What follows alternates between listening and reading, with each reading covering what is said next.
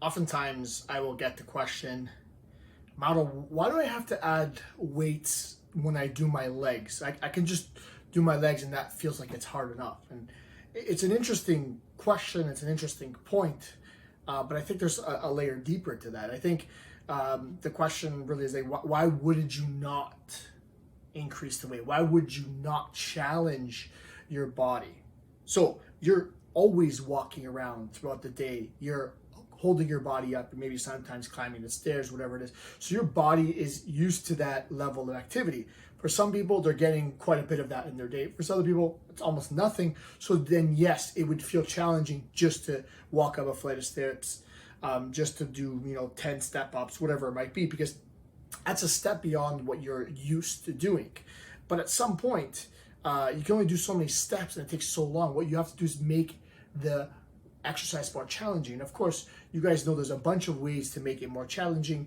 What seems to be the most practical for most people is to add weight, right? Because it doesn't really add any time. It takes almost the same amount of time to do the same exercises. You're just making it a little bit more challenging. So if you're doing lower body, if you're doing upper body, you'd want to add weight at some point. Yes, is there a space for body weight exercises? Of course. And truthfully, for myself, I've always believed that you should be able to control your body. You should be able to master your body. You should be the one that is able to move in different directions and not worry about aches and pains or injuries. I really believe that you should integrate your control of your muscles so you're able to move. Like, that's the biggest thing with kinesiology. It's the study of human movement, right? So I want you guys to move. I want you guys to get better. Does that mean that sometimes we have to add some weights? Yes, to make it a little bit more challenging.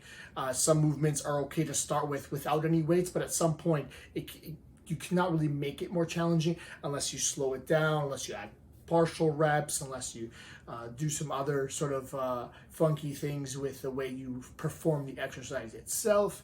And of course, there's an article on that on the blog.